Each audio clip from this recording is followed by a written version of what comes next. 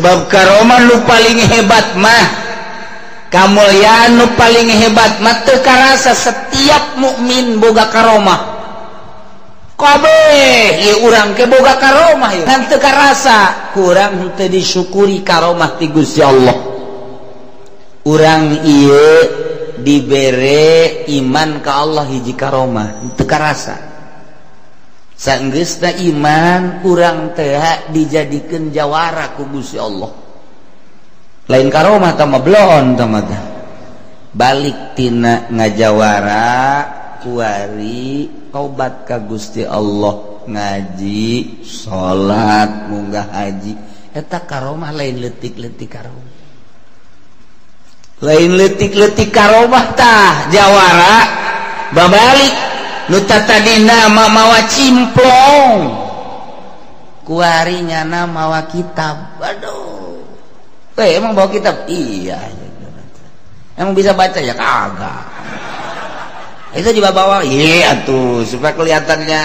itu bagus aja juga waduh jadinya nyarupan kaki kiai mau kitab eta karomah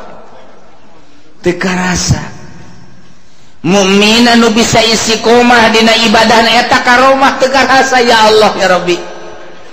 jadi lain bisa hiber napak sancang dan lain sebagainya tah bisa asal dul zuhur berangkat sholat dul asar berangkat sholat dul maghrib berangkat sholat isya berangkat sholat eta karomah lain letik-letik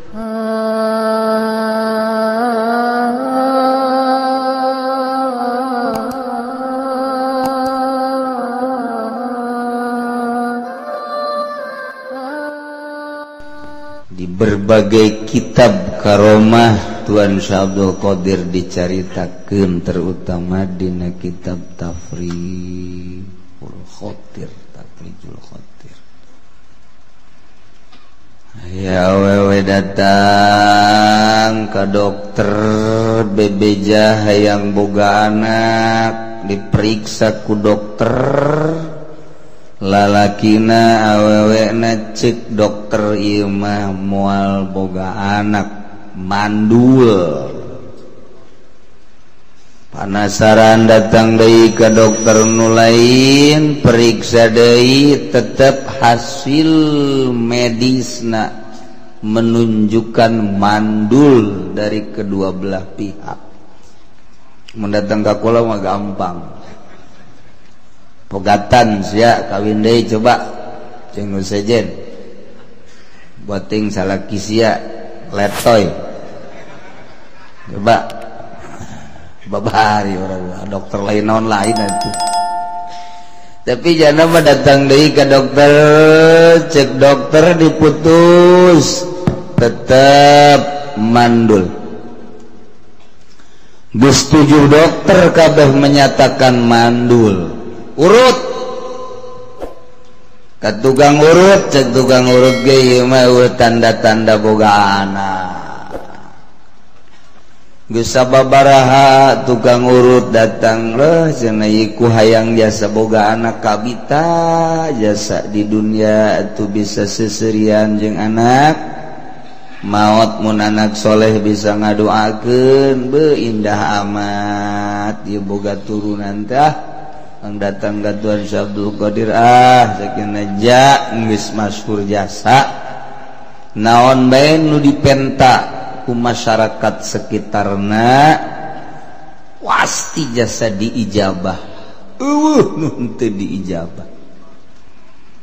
sebab nyana mah hirupna ieu jang talang dada manusia sekitar nuswa kabeh teu mementingkeun diri boga korma hiji mun nyana lapar batur hayangeun dibikeun bae kajeun nyana mah teu dahar kos urang persis jasa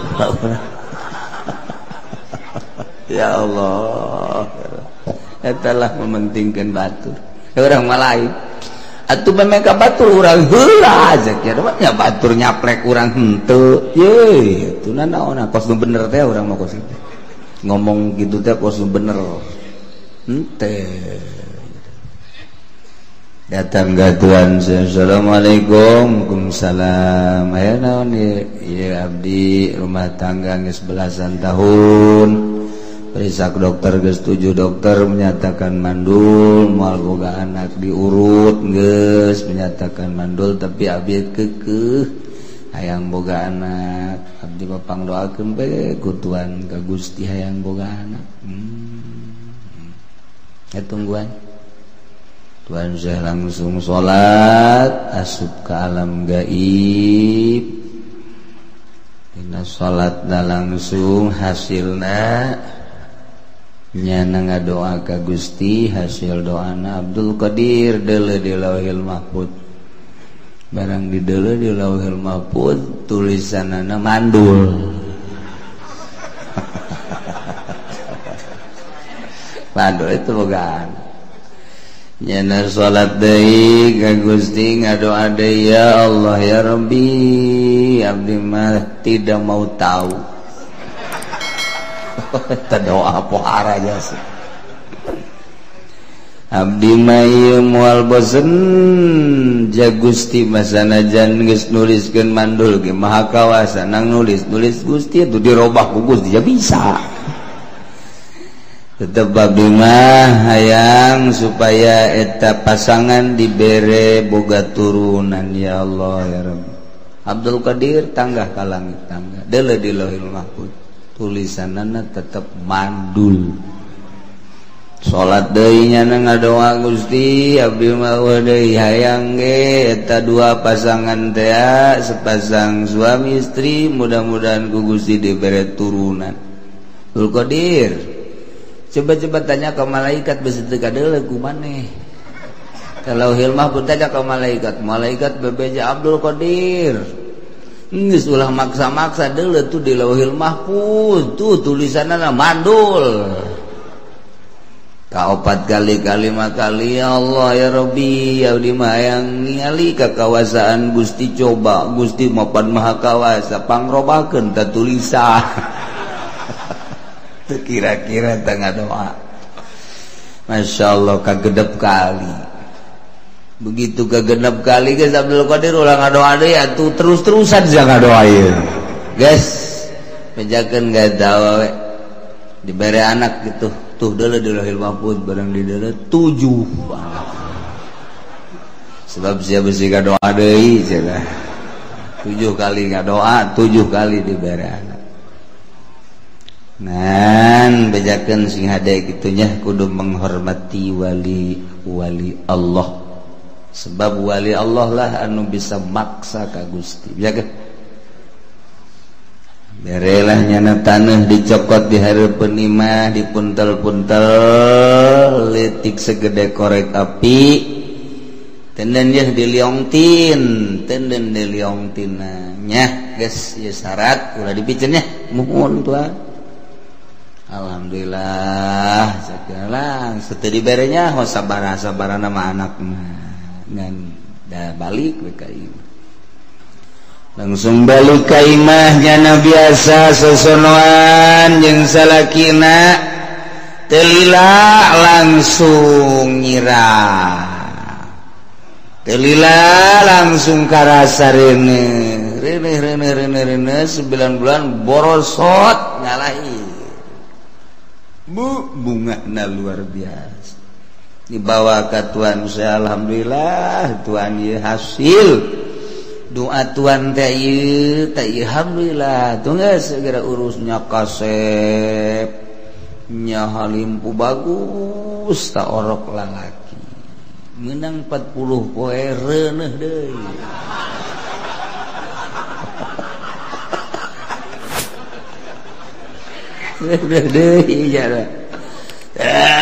Terus 9 bulan lahir deui dibawa deui ka Tuhan Syekh angsungkeun deui orokna lalaki kasep luar biasa. Wah urus teh Tuhan Syekh diurus meunang 40 poe reuneuh deui.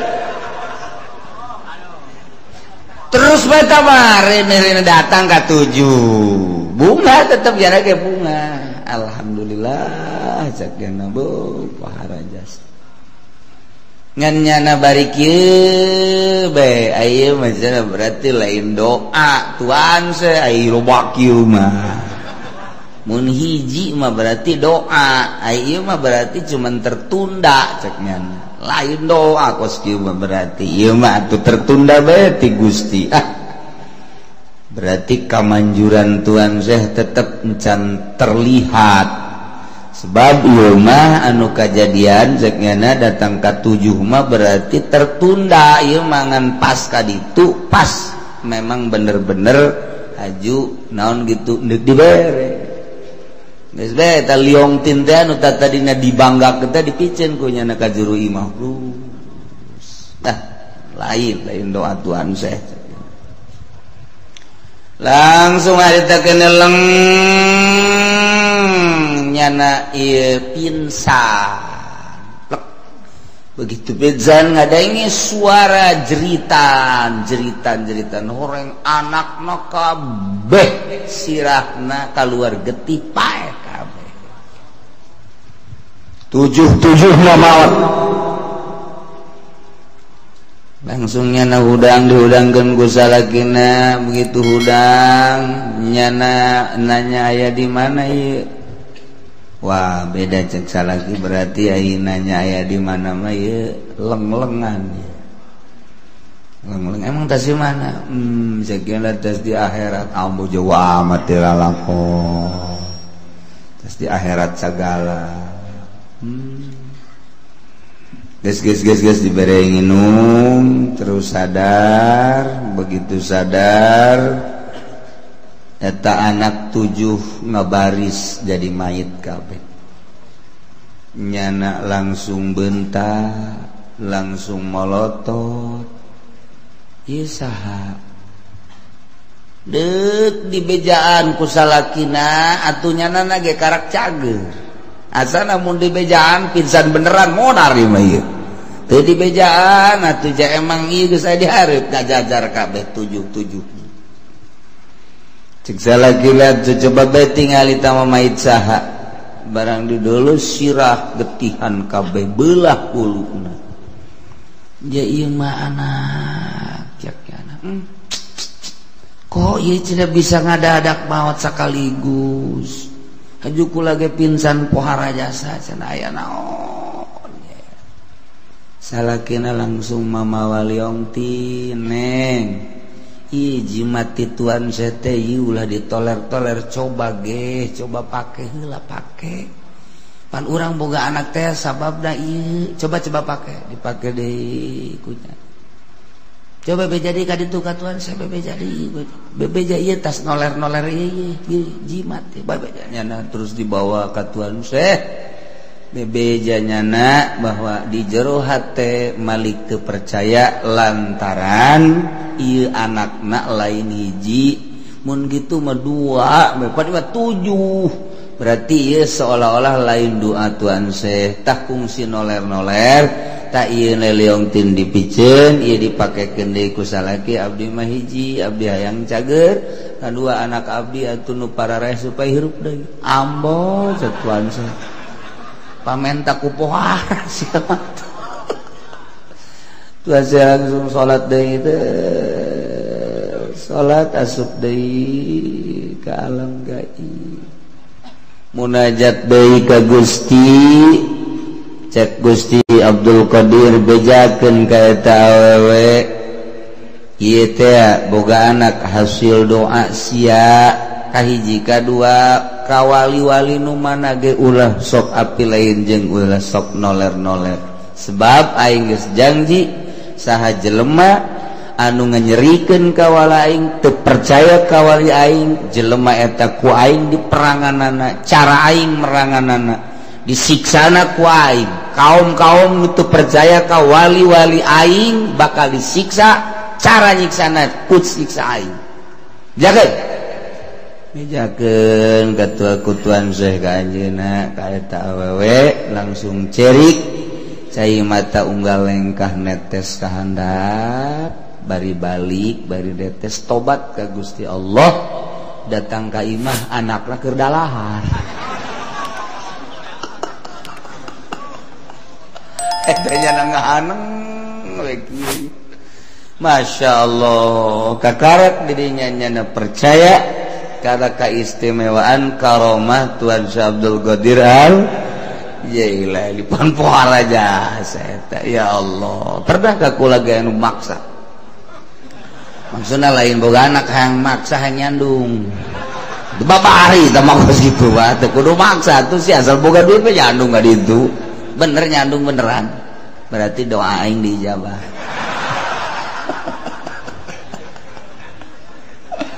Ya Allah ya Rabbi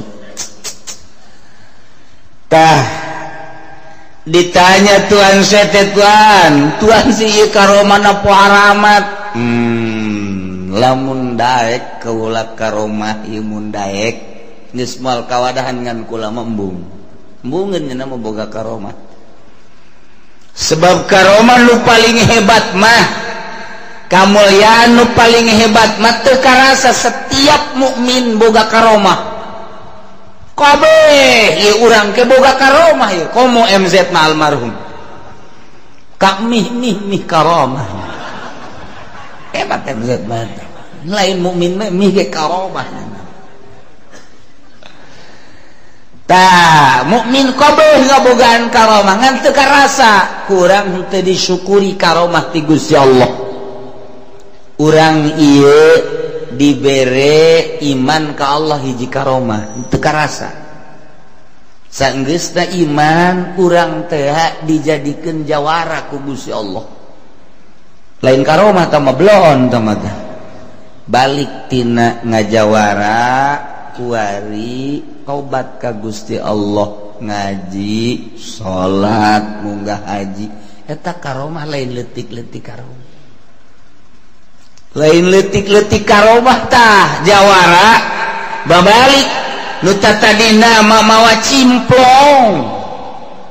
kuarinya mawa kitab aduh emang bawa kitab iya emang bisa baca ya kagak itu juga bawa iya tuh supaya kelihatannya itu bagus aja juga waduh jadinya nyarupan kaki kiai mau kitab eta karomah teu karasa mukmin anu bisa istiqomah dina ibadah eta karomah teu karasa ya Allah ya Rabbi jadi lain bisa hiber nampak sancang dan lain sebagainya tah bisa asal dur zuhur berangkat sholat dur asar berangkat sholat dur maghrib berangkat sholat isya berangkat sholat eta karomah lain letik-letik teu karasa tak ku urang mah urang boga pamajikan nurut ka urang boga karomah buat eta mah pohara kan tetangga orang mapan bo diparahan baik ku pemajikan aya anakan mah terus ngan dimarahan baik ieu mah pamajikan nurut ka urang bisa istiqomah ibadah ka Gusti Allah eta teu karasa tak karomah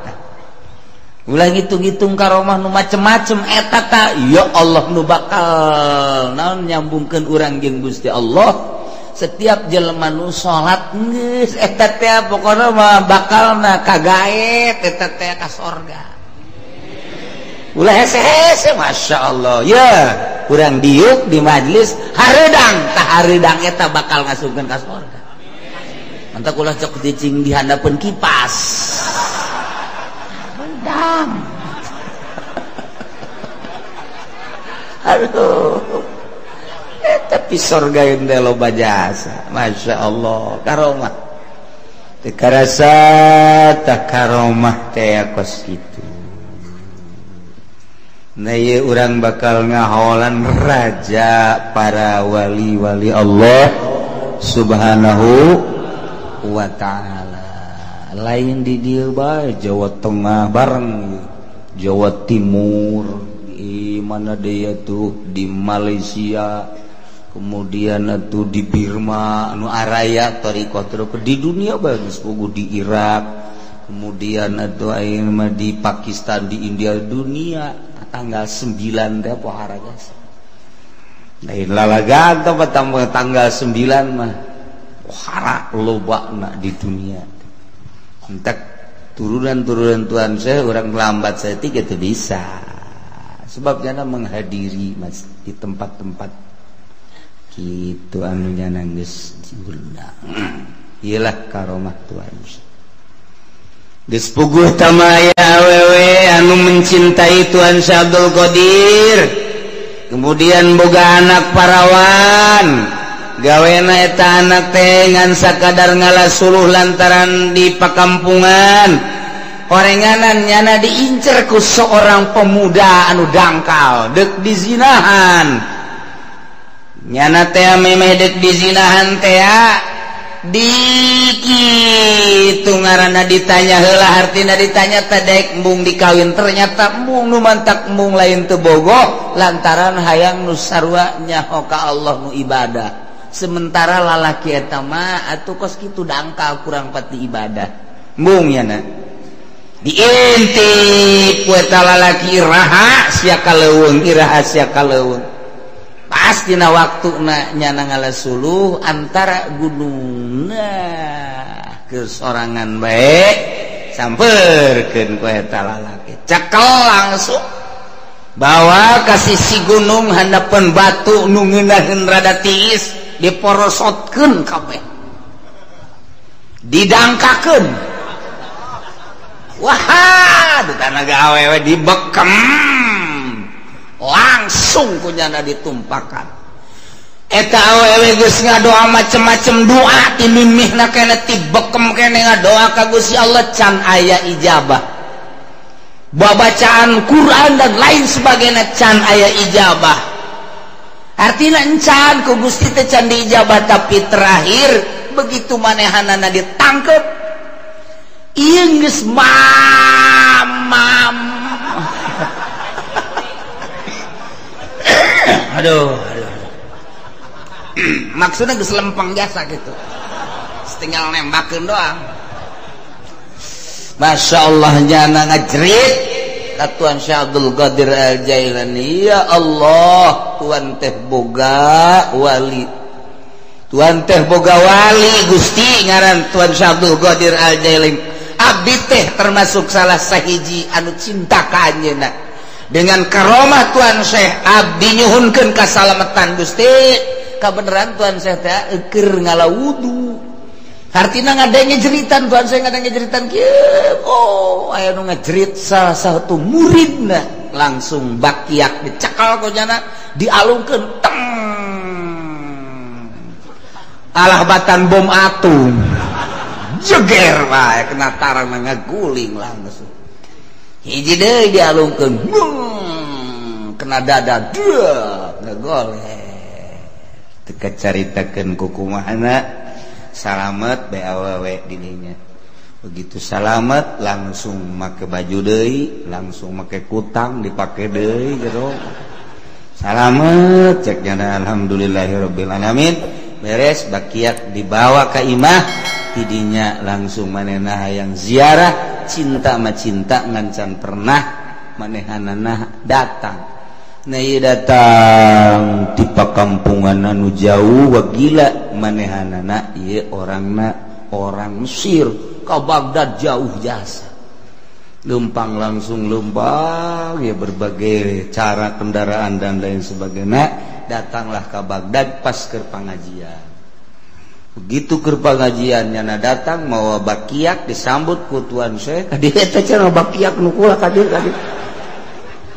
Waktu jamaah ribuan karita kaget. Keke datang-datang aya awewe tur mawa bakiak kumaha mimitina. Eta lah dongeng langsung si awewena bahwa kula teh diganggu ku hiji lalaki gitu. Nah ieu tanda bukti ieu bakiakna. Masya Allah. Iyalah Tuhan sementak kamari waktu keur perang Irak Amerika dibom terus. Tama bom nyinghai dan nyingsa. Nyuai teu bisa ngabom makom Tuan Syekh Abdul Qadir. Aman we kamari kula ka ditu eta mah majlisna utuh, makamna utuh, pangutuhna lain teu dibom malah masyarakat kadarinya asal aya bom ti Amerika breg asup ka dinya. Aman tenang di jero mah eta bom luhu wah dicecer terus mendak. Dakwahna para wali mah geus maot ge terus bae ku gara-gara ieu terus dicecer teu kena ditelitilah ku para pilot, kepala tentara Amerika, akhirnya lain hiji 20-an bahkan ratusan nu asup Islam. Gitu alimah dakwah teh geus maot ge dakwah terus ngislam-ngislamkeun jelema. Urang mah keur molotot ge malah urang kabawa ka ditu. Sia aya orkes sia ulah sok nongton we goblok sia. Ulah haram sia. Mah haji ka mana aing neuleuh anak heula ka ditu sugan aya di ditu. Di mana? Di itu di orkes. Tolol tak budak teh bebeja deui ka aing. Di ditu na kebal ditolol tak haji. Dakwah si kos kitu. Bebeja dengan anak korengnya dengan birit bidual. Teh hese dakwah. Ilah Tuan Syekh Abdul Qadir. Masya Allah. Karomahna nu pohara jas. Eta teh jelema kitu anu pernah nincak majlis kaula atau liwat majlis kaula etang ke kukula bakal disalametkeun jaga di akhirat. Ya Allah ya Rabbi man marra majlisi cek Syekh Abdul Qadir saja loba anu pernah liwat bae ka majlis liwat doang geus kukula ditulungan di akhirat liwat doang. Ayo kan poe minggu urang deuk nyin majlis tuan Syekh geus teu kudu zikir lewat cukup geus sakitu doang beres. Sia kudu aing liwat doang dititahna ge asal ka aku murid we geus beres.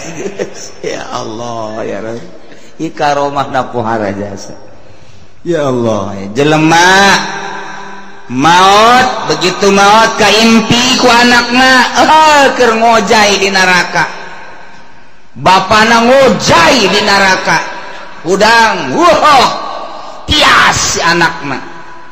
Langsung cerik datang ka Tuan Syekh. Aya naon? Abah maot. Atuh abah maot sih geus lila. Geus aya mah meureunan 7 poe mah. Kunaon kaimpi ku abdi? Kaimpi kumaha? Keur ngojai di neraka. Bapak maneh pernah naon kitu ngaranna pernah milu pangajian jeung kula teh ya di tempat-tempat kitu riungan majelis henteu pernah nya nama. Pernah ngadaengkeun ngaji kula teu pernah nya nama.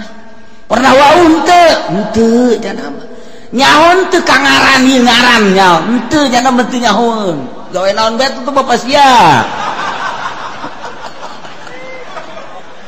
Raja saya tuh ampura bapak ulama duh geus teh nyaon naon atuh pates ka neraka ge jantuan Syekh tapi tetep banyak dulu di neraka ku nyeri jasanya na digodog ancul-anculan tanuh nu panas abdi bertuasa sugan sakanya hosia bapak siap pernah henteu ieu datang ka majelis henteu nya nama liwat mah pernah ge lain endek ngaji ngudag ontak.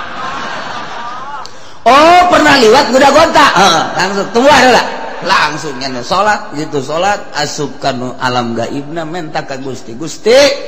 murid abdi pangnyalametkeun Mang Anu tak nu anakna bebeja kabeh salametkeun Gusti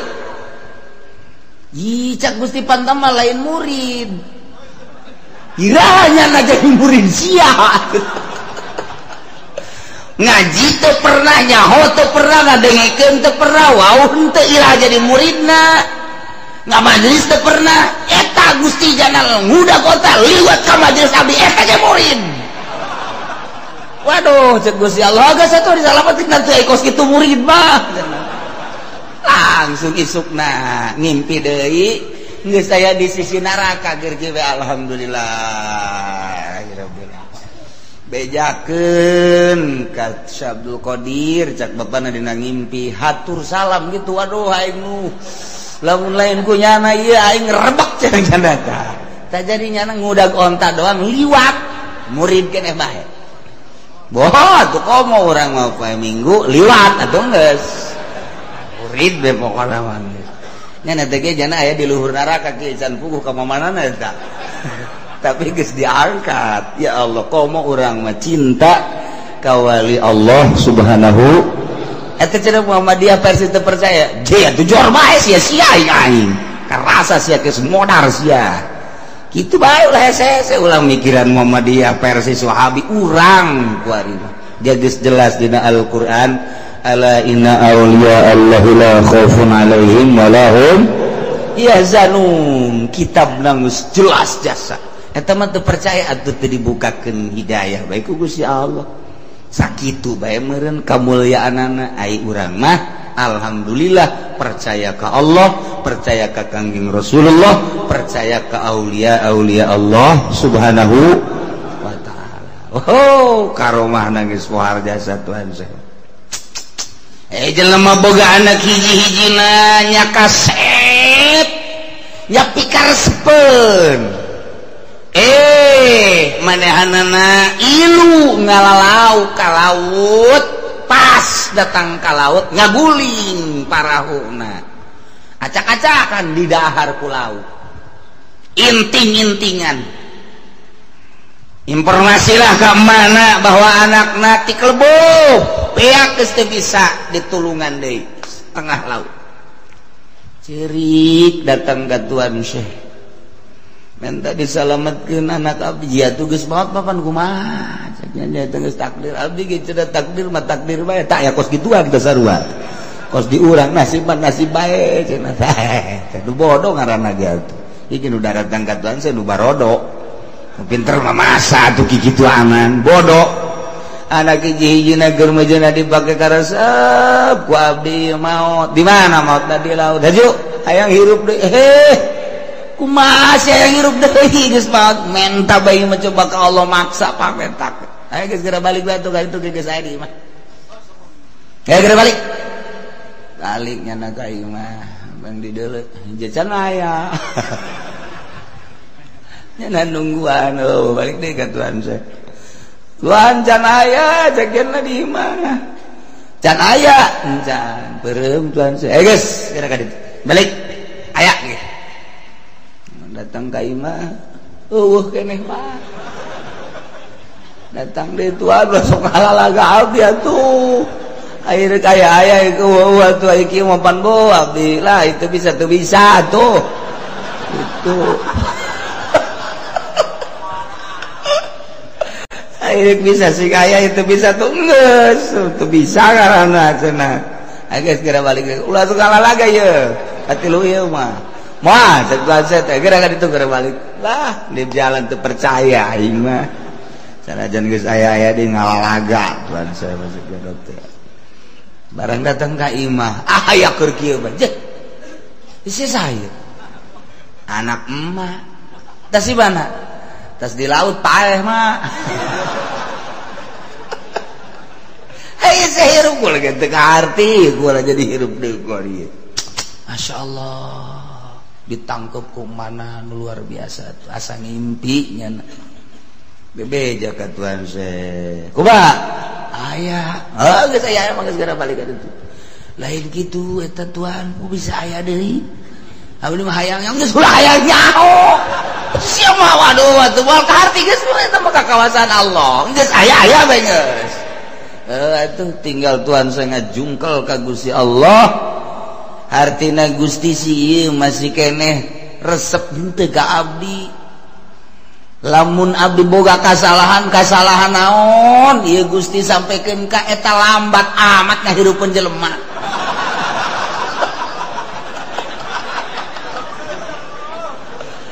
kali naon kasalahan abdi deuleu denge ambe rasa atau mungkin tina sare atau mungkin aya kanikmatan duniawi nu ku abdi dinikmati atau mungkin naon pikiran-pikiran abdi anu kaluar saeutik berhentina inget ka Gusti coba pangnegorkeun naon tetep nyana cerik can dibere jawaban nyana ngajungkal sujud ka Gusti kasalahan naon sampaikeun ka lambat tilu balik eta izin abdi ya Allah ya Rabbi wali Allah datang ke kos gitu urang lamun ngadengekeun karomah-karomahna okos lalagaan okos pohara mantak jelema nu teu percaya moal nyokos kitu henteu teu percaya sebenarnya mah jakaromah teh atuh dihandapeun mukjizat mukjizat Kanjeng Nabi kadeuleu ku Abu Jahal itu aya ditutupan mah teu kadeuleu sarua bae urang kumaha istimewana leuwih ti istimewa hese nyaritakeunana tuh jatuh bulan teh kapan datang ka Kanjeng Nabi belah dua maca syahadat nu hiji asup ka dieu nu hiji asup ka dieu keluar deui ngahiji deui sujud ka Kanjeng Nabi naik deui ka luhur bulan tan kadeuleu ku Abu Jahal tapi tetep bae oh sihir tamah de kurang kumaha deui tetep bae sihir komo ieu karomah atuh kadeuleu ku Muhammadiyah je teu dibukakeun pintu mata hatena mah tuh hese bae geus ulah dilawan mun aya Muhammadiyah ngomong soekeun sumutna pan ieu karomah ieu soek tak karomah tah praksi bebeneran deh kos kituna ini bisa jokin ya enti tak kuki uci cenah aing gatempuhan aduh hese itu percaya ya sudah pikiran batut urang bae percayakeun ka Allah percayakeun ka Kangjeng Rasulullah percayakeun ka wali-wali Allah jangka salamatan urang beres jaloba jasa karomah Tuhan Abdul Qadir mana tidinya malaikat turun malaikat bejakeun kitu sakumaha mistina aya bejakeun turun malaikat naon malaikat di alam itu lain aduh harapan kos kieu we selamat datang malaikat iya dari mana aja kamu udah lama gak ketemu ini waduh dari Kronjo ya lain kos gitu siapa nggak bayangkan teh kos gitu lain ima di alam itu ya alam zahir asup kurang ke alam batin asup kasir gaib ngaranna leng kapanggihna di ditu awakna di dieu ai hatena mah di Cikupa di Masaruti eta gaib-gaib blon mah nah ieu mah asup ka ditu ka Gusti Allah kumaha moal kaharti ku urang mah kahartina model tadi urangna di jero masjid di luhureun sajadah ai hate urangna di mall eta kan kaharti teh kusia kaharti jata mah aing pagawean aing cenah kos gitu atuh eta leng-lengan nyaba ka mana pan eta datang atuh jelema mah di Cikupa di luhur sajadah bagus di sajadahna kunaon ai hatena di Bandung eta nyaba ka ditu cak Allah salat si kos kieu masih salat sia keur di harapan ku aing hate sia ka mana eta ngaranna nyaba da ieu mah diolah ruh teh diolah batin teh ruh saenggeusna diolah bisa keluar trek bisa ngobrol urang jeung urang aya 2 aya 3 aya 4 aya 5 mendakan Tuhan Abdul Qadir pernah buka 40 jelema di ditu aya di ditu aya di ditu aya di ditu aya aing bungah jasa kehadiran ku Tuhan Syekh iraha tadi magrib ye di aing ye di aing 40 ngaku kabeh puyang kabeh ieu mana bener urang lamun bisa kitu pake nyandung urang mah duit kanu ngoran duit kanu kolot ya enggak cumpon kabeh sia mah kadinya bae sepikiran ada tuh ya Allah ya Rabb agihan ke malaikat di alam itu si gade boleh cara tadi sasalaman pelukan waduh udah lama bener gimana transaksi ini kita malaikat transaksi segala pabrik segala naon nya nama anti dunia geus kapanggihna urang jeung pan malaikat mah lain lalaki lain awewe malaikat mah teu beuki dahar teu beuki nginum malaikat mah tarajima tarasare malaikat urang ge mun geus bisa kos malaikat bisa kapanggih jeung malaikat Kanjeng Nabi mah kok henteu kikituan ge kapanggih aduh leuwih luhur Kanjeng Nabi mah lantaran Kanjeng Nabi mah tina nur di damelna itu Abdul Qadir mah biasa cara urang nu mantak keur kumaha bae Kanjeng Nabi mah kadatangan malaikat Jibril teh di masjid di imah di jalan leuwih pohara Kanjeng Nabi mah henteu kudu make tadarrut cara Tuhan Abdul Qadir iraha bae malaikat diinstruksikeun datang Tuhan Abdul Qadir mah kudu melalui nyulusup heula ka alam itu jauh Tuhan Abdul Qadir jeung Kanjeng Nabi Kanjeng Nabi mah pak datang keur iraha bae keur kumaha bae bahkan nu kaberenehan keur meujeuhna malaikat Jibril datang aya urang dinya kadeul hendak barang geus beres gitu naon malaikat Jibril adu hareup ngadu dengkul karos ku sahabat Abdullah eta tadi saha malaikat Jibril bah tuh lain kita tadi bebeja bah kasep amat jeung seungit amat eta malaikat Jibril katingali tah ku Abdullah bin Umar mah ai ku ente bapak gon moal tetap ente mah jameureunan matana kahalangan ku sinden mal bisa tuh mun sinden dijauh ge kadul oh tuh wih mantap jasa nu mana baju beureum eta emang mata sinden mah kos kitu ari atuh Abdullah bin Umar mah atuh matana mata itu mata malaikat atuh kadul ya Allah bahkan Siti Aisyah mah dihatur salaman ku malaikat Jibril Aisyah Jibril atur salam alaikalissalam bangun teu bungaheun teh biasa bae barang menang saminggu mah Aisyah ulang Allah atur salam kakarak aduh pohara jas diatur salaman ku Allah ente ente mah diatur salam ku calo pan duit ka bawah ku ente Masya Allah tuh ya malaikat datang ke Tuhan Syekh begitu datang hampura cek malaikat kula diinstruksikeun ku Gusti Allah bahwa waktu keur ngadoa pertama kula diinstruksikeun ku Gusti Allah titah neangan daging-daging nu geus didahar ku lauk-lauk idinya dikerahkeun seluruh malaikat teh kapanggih kabeh doa kedua eta teh kakara keur dihiji-hijikeun doa katilu kakarak nyokot roh diasupkeun deui bari dibawa ka imam oh kitu cek Tuhan saya tuh kitu jana sujud deui ka Gusti Allah Gusti Bapan Maha Kawasa kok make kikituanan eta wali geus gaja doa kos kitu nya atuh bacak naon Gusti teu kudu make malaikat atuh langsung bae sih jijeunan Gusti kabeh ge atuh tinggal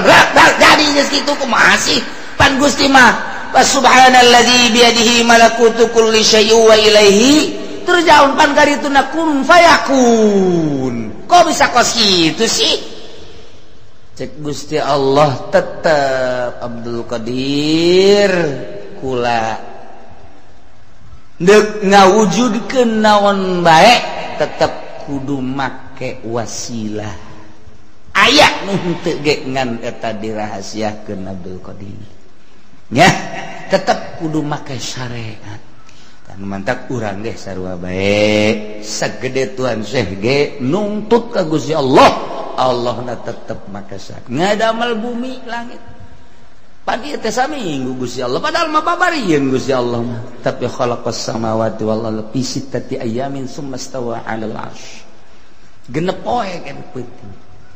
fi sittati ayamin tsumma stawa 'alal 'arsy tah atuh bisa teh Gusti Allah kun jadi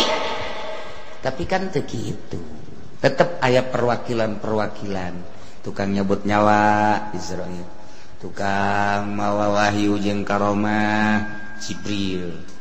tukang gitu ngahujankeun malaikat Israfil dan lain-lain sebagainya aing geus ngabogaan wakil oh hampura atuh Gusti abdi sogol ka Gusti jeung Abdul Qadir ieu mah abdi mah hayang nyaho be segala rupa gengan hampura tetep nya lagi hampura Gusti sogol tak itulah wali Allah subhanahu wa ta'ala lain lalaga karomah Tuhan semun kurang dibaca ti hiji kadua katilu kaopat keur mantap muringkak bulu karomah satu ketika Tuhan Syekh teh eueuh di imah di majlis teu aya di masjid teu aya di Taryangan ternyata nyana aya di Bangawan Tigris nyana keur kieu bae di Irak di luhureun sajadah ditonton ku jelema loba sugan teh keur naon di luhureun cai kieu ternyata lauk seluruh lauk berbagai jenis lauk daratan ngusapan dampal leungeun Tuhan Syekh kabeh nyanana kieu bae jutaan lauk geus berbagai jenis lauk geus beres langsung tuan Syekh indit di kabeh ditaros ai tadi naon kula diondang ku murid kaula di laut cekna hayang sasalaman jasa sakali besa umur hirup mantap kula ieu naon kitu ngaranna ngaluangkeun waktu di sasalamanan ku lauk waingan jutaan lauk tambah teu eureun terus sing beletik ka dieu lamun urang mawa jaring urang makanya lauk mantep jasa yeuh urang wah tong geus mantap birak lauk geus sebab deuk diganggu ku urang mah ikutan saya mah tuh lauk narurut mau nurut kabeh